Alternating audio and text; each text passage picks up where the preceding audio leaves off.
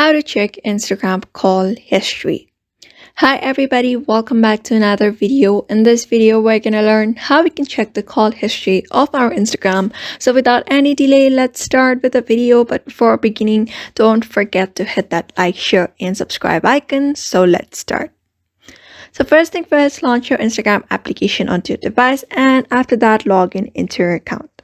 After logging into your account, in order to see the call history, what you're going to do is simply head over to the chat section at your home page at the top right.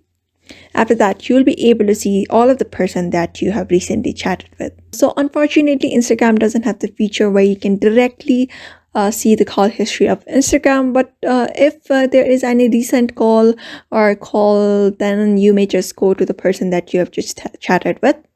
And if you have called with that particular person, when you scroll up, if you have called that person, you should be able to see the call notification bar on your chats.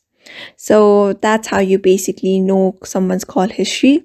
Same goes with other people as well. If you can't find it at recent, if you want to see it, how much the call history, you may just scroll up until you are able to see this kind of interface on the screen, like video call started or voice call started and ended.